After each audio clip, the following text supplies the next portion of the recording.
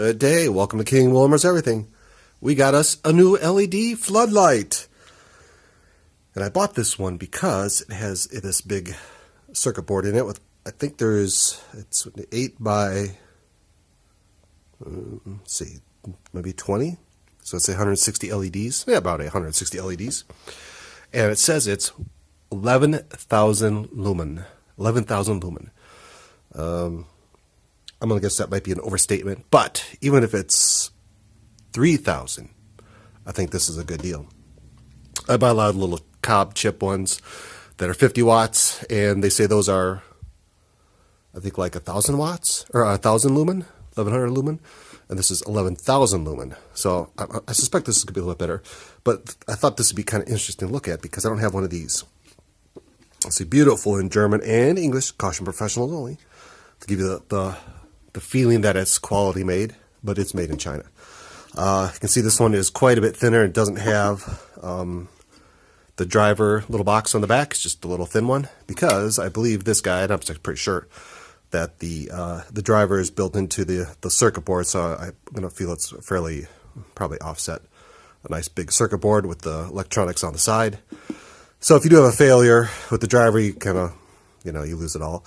And I think it's one of those ones where it's all kind of coated, so you just can't replace a component. But these chips are fairly inexpensive. I'm not sure what this one costs, but a lot of this stuff, it's like $5-10 at the most. So it's easy to replace. And this was like a $25 light. But it is a, let's see. I'll get you here. Let's see. It is a Missbee Newcraft 100-watt LED floodlight. 110 volt, landscape floodlight security light, 6,000 to 6,500K. So they kind of give you a range of kind of where it's going to be. It's going to be pretty white and blue, maybe. Probably very white IP65 waterproof outdoor. And then it seems like they overstruck some of these because they didn't want you to read in it. But it is for lawn, yard, new item, LED floodlight. So here's the barcode, part number, Missbee Newcraft 100-watt LED light. So look that up. It comes in a nice little box and say, oh man, that sounds very German. And of course, the instructions are in German or English. But when you look down below, you can see it says, supplier Zhong Development Limited, Hoover Industrial Building number 2638 Kawa Jiang Road, Kwai Chong, Hong Kong. So, well, it does look like, oh, maybe this is a high-quality German-made. It's not. And you can kind of get the idea. It's the normal flimsy, well, not too flimsy, but thin aluminum housing. It does have some heat sink on the back. It's pretty thin fins. I'm hoping it'll be enough to dissipate the heat and keep it cool. Because I'm going to put this in a garage where we can shine it down or shine it at things. It has a nice glass protector on it, typical of all of them, and this has the flimsy stamped little bezel, where a lot of the higher quality ones are much higher quality bezel. But I'm not too worried about that. I'm worried about what's inside. So I'll tell you what. Before I turn this on, you can see it came with the European plug, the blue, brown, and the let's see, yellow with the green stripe for the ground. So you can kind of know what that is. And the instructions tell you what they do. It says, let's see. Wand lighting, let's see, open the holes, blah blah blah, tips, troubleshooting. Thought it said what the colors were. Well, you can figure that out. Well, I'll show you how to do that. I'm going to actually take this pigtail off and put a nice plug on it because this is kind of, it's okay. But they did tin it. They did tin the ends. That's kind of a nice, so probably the small child that assembled this got the joy of tinning each one of these wires for us personally. But we're going to take that off. So I tell you what, let's do this. Let's rip this open and see the goodies inside. That's the most important part. Then, when we're done, we'll put a plug on, and we'll fire it up, and I'll blind you. Just blind you. That's you. So hold on. Let me get a screwdriver. All right. Get these little screws out. I've got actually quite a few of the Cobb floodlights, which I really like. And I use them for different things. Sometimes I have them for like more of a portable, so we can take it on the go. But this one, I have another, well, actually I have another Cobb light that I mounted on a wall that shoots into like an engine bay. so you can get some nice coverage. And it's okay. It's one of the 50 watt ones. This is 100 watt. But I think, like I said, I think it's like 1,000 watts or 1,000 lumen, maybe 1,200 lumen. And it does a pretty nice job. But I want like you're in the sun, and I'm hoping this will be a little closer. And since it's a little more power, I'm hoping that'll be the truth. I'm assuming it is. I saw on some of the reviews that I bought, or some of the reviews on Amazon, there's actually 2 for this light. So a little bit leery, but the price was right. They were very happy, but you know, people that post on Amazon or YouTube, they're either really happy or really angry. Mostly really angry. So you can see here's the sharp glass with the nice O-ring. That's kind of nice. And then of course, you know, you have to take this. Always has just 2 screws. They never put all 4. But I guess you don't need all 4. So this is kind of the typical construction of these LED lights, and you know, it's, I'm sure it's UL listed. Uh-oh. There we go. You don't want to ruin the heads of these screws. So let's take Mr. Reflector out. Oh. Come on. Oh, I see. It's got a...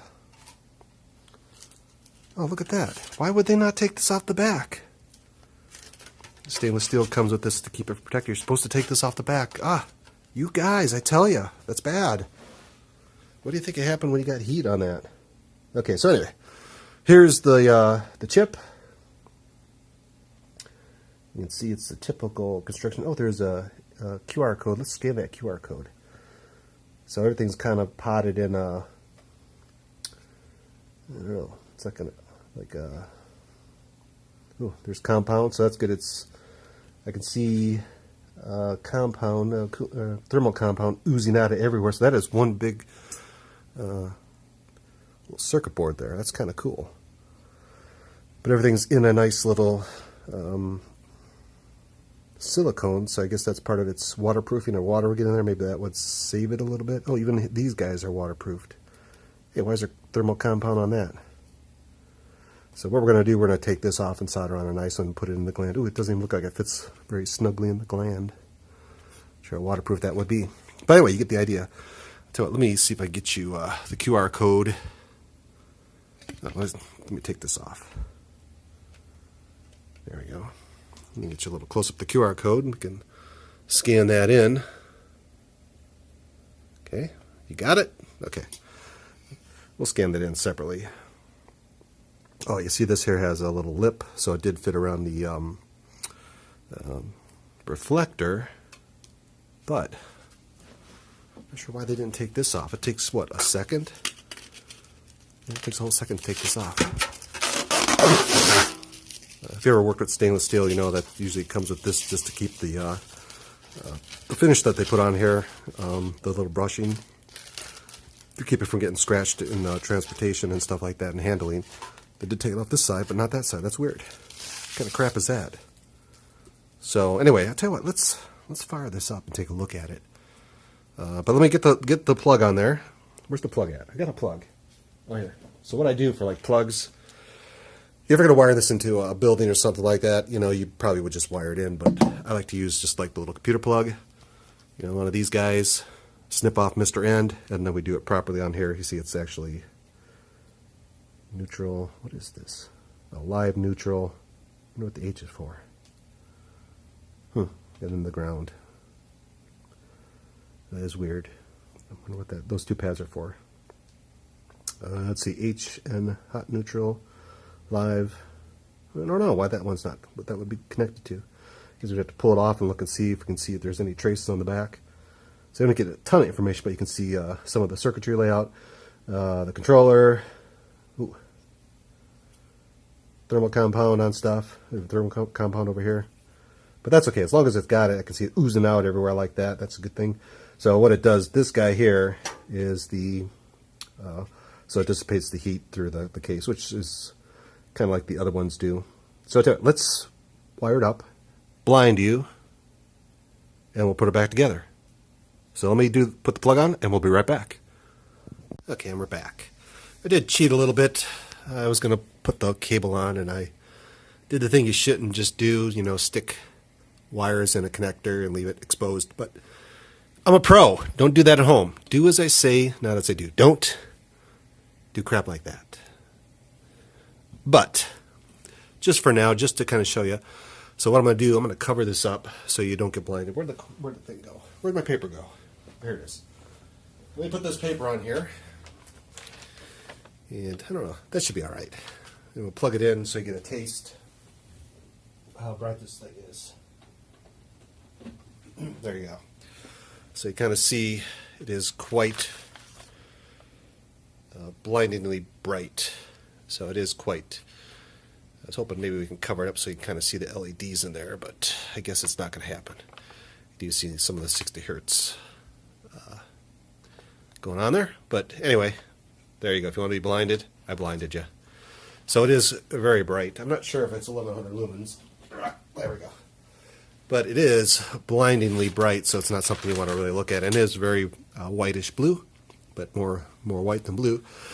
So it is quite a nice light. So I'm going to do this professionally, install it nice and neat, do a nice cable, and hopefully the gland is big enough to fit the cable through, and then mount it. And so we'll give it a little testing and see how well she holds up. I do like the fact that it has kind of this silicone thing, but like I said, the one thing I would recommend you check, at least take it apart and see if they took the plastic off the back of the stainless part, because you know all that heat coming off, it's going to radiate through the case and probably some through the reflector, so any of this plastic stuff is probably just going to turn into a melty, stinky mess. So they did drop the ball on that. But anyway, you get the idea, and let's put it back together really quick. So this is kind of a neat little gasket. It does have a lip, so you need to put the lip on here. I guess that keeps the reflector from touching the let's get it on here. Keeps it from touching the circuit board. So that's kind of nice.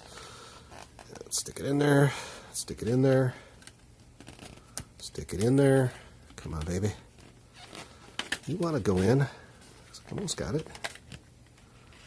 Looks like I bent the crap out of it too. Ah, I'm bending it. That is pretty thin. Oh, it's very thin. Do not bend your reflector. I bent my reflector. Yeah, that is quite thin. Okay, there you go. Looks like we got pretty good. I'll put it back like so. Before I damage it anymore. Yeah, you won't notice it. There we go. She's okay.